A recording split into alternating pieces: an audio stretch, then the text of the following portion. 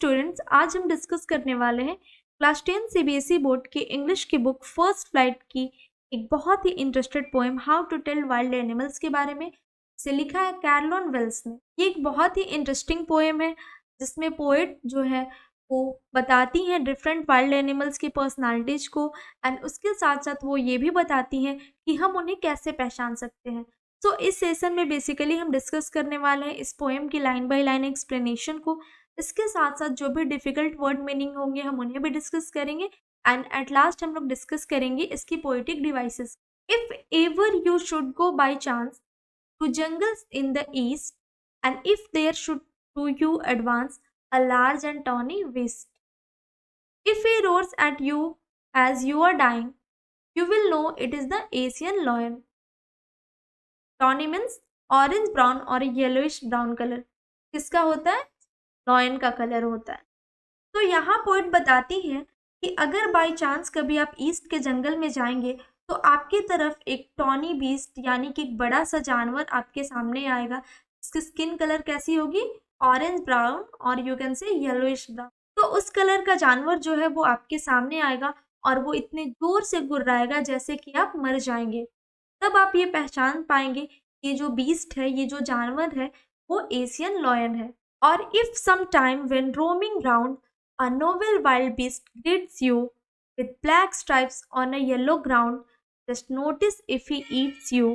The simple rule may help you learn the Bengal tiger to discern. Ground means background, novel means royal, discern means make out और you can say identify।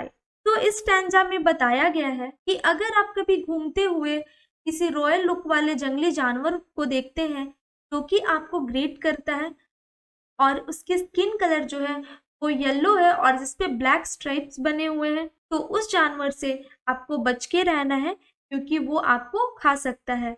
और ये simple rule है तो आपको help करता है, जो आपको बताता है बंगाल टाइगर के बारे में जानने में। If strolling fourth a beast you view whose heart with spots is peppered, as soon as he has leapt on you, you will know it is a leopard. It will do no good to roar with pain, he will only leap and leap again. Strolling means walking casually. तो यहाँ poet बताती है कि अगर आपको आगे चलते चलते एक जानवर दिखता है और उसकी स्किन कलर कैसी है कि स्किन कलर डॉटेड है, जैसा कि आप इस पिक्चर में देख सकते हो लेपर्ड का जो स्किन है वो काफी डॉटेड है।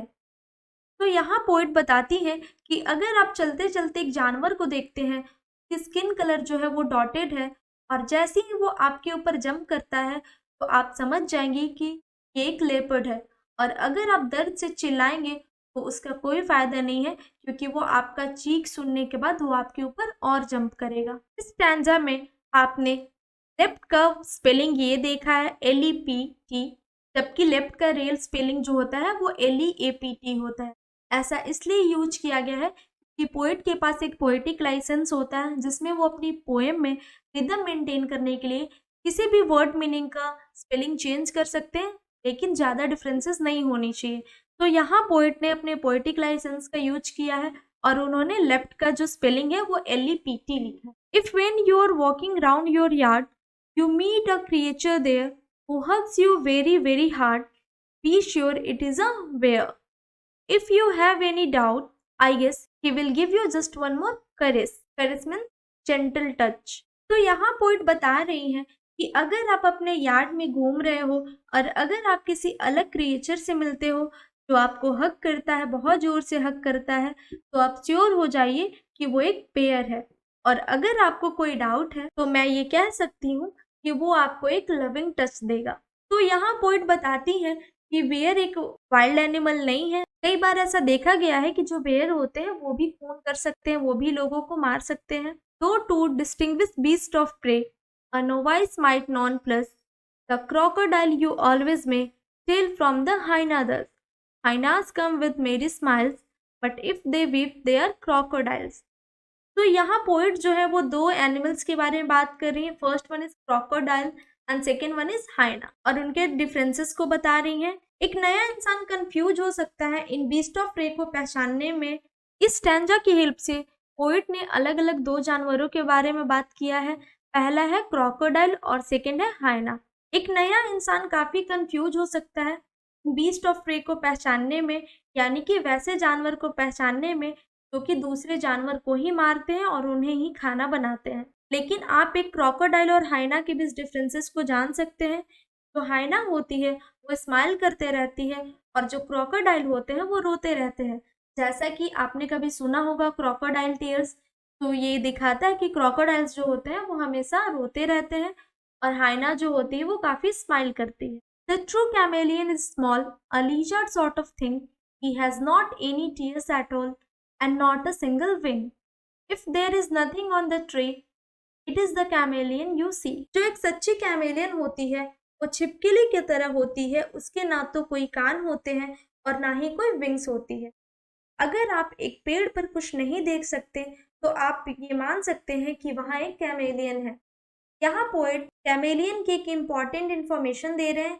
जैसा कि हम जानते हैं कि कैमेलियन के अंदर एक ऐसी क्वालिटी होती है, अगर वो किसी सरफेस पे होती है तो उसके अंदर एक क्वालिटी होती है कि जो कलर उस सरफेस का है वही कलर वो अपने बॉडी का भी कर सकती है।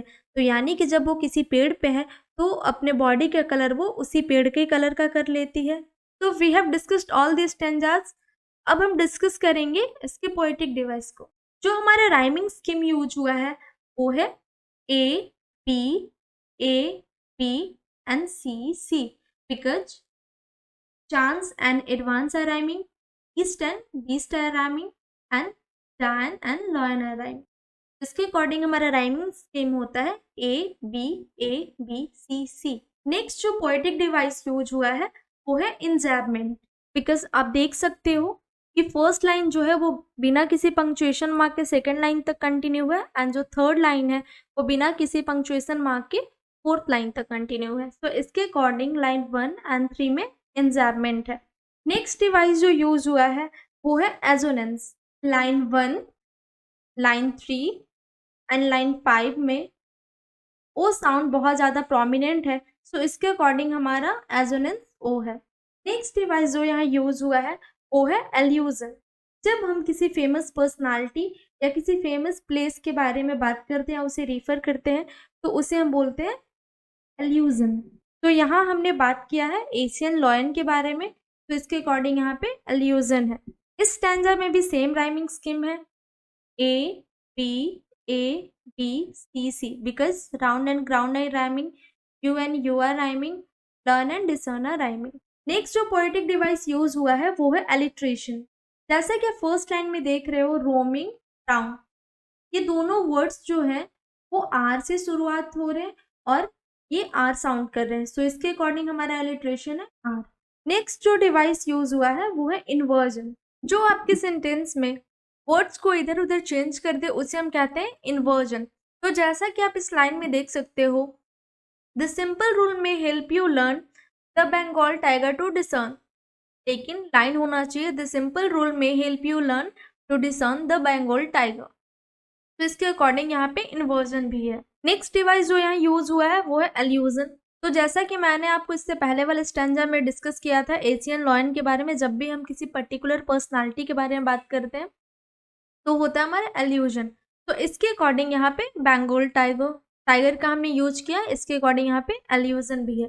नेक्स्ट डिवाइस जो यहाँ यूज हुआ है वो है एजोनेंस। लाइन 1 और लाइन 3 में ओ साउंड बहुत ज़्यादा प्रोमिनेंट है, इसके अकॉर्डिंग हमारा एजोनेंस ओ है। इस स्टैंजा में भी राइमिंग स्कीम सेम है A, B, C, C।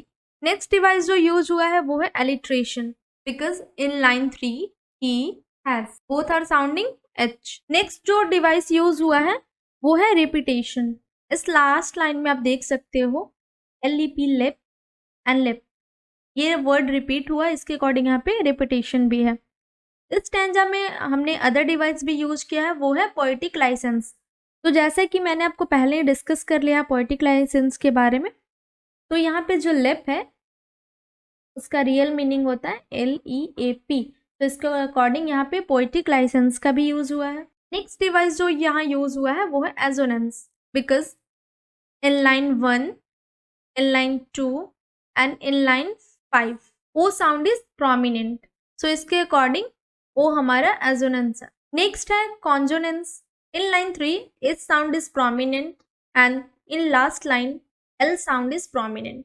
इस स्टैंजा में भी सेम राइमिंग स्कीम यूज हुआ है, A B C C. Next device जो यूज हुआ है वो है इंजैबमेंट, बिकॉज आप देख सकते हो फर्स्ट लाइन जो है वो सेकंड लाइन तक कंटिन्यू है एंड फिफ्थ लाइन जो है वो सिक्स लाइन तक कंटिन्यू है, तो इसके अकॉर्डिंग यहाँ पे इंजैबमेंट है। नेक्स्ट डिवाइस जो यूज हुआ है वो है alliteration in line when walking. यहाँ पे वर्ड साउंड बहुत ज्यादा प्रोमिनेंट है इन लाइन 1। नेक्स्ट डिवाइस जो यहाँ यूज हुआ है वो है एजोनेंस इन लाइन 2। ई साउंड जो है वो बहुत ज्यादा प्रोमिनेंट है, तो यहाँ पे ई जो है इसके अकॉर्डिंग हमारा यहाँ पे एजोनेंस है। एलिट्रेशन जो है वो हमारा लाइन 3 में ही है, हु हग्स, बिकॉज जब हम इनका प्रोनाउंसिएशन कर रहे हैं तो एच साउंड बहुत ज़्यादा प्रोमिनेंट हो रहा है, तो यहाँ पे एलिट्रेशन जो है हमारा एच भी होगा।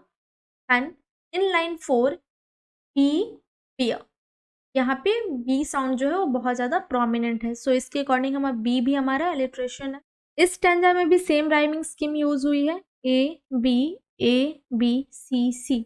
अनदर डिवाइस जो यूज हुई है वो है alliteration, because no voice and non plus में एन साउंड जो है वो बहुत ज़्यादा प्रोमिनेंट है। इन लाइन 4 द एंड दस में टी साउंड यानी कि T H sound, not T particularly, we can say T H the. Next device जो यहाँ यूज हुई है वो है इंजैबमेंट। आप देख सकते हो कि लाइन 1 जो है वो बिना किसी पंक्चुएशन मार्क के सेकंड लाइन तक कंटिन्यू है एंड लाइन 3 जो है वो बिना किसी पंक्चुएशन मार्क के फोर्थ लाइन तक कंटिन्यू है।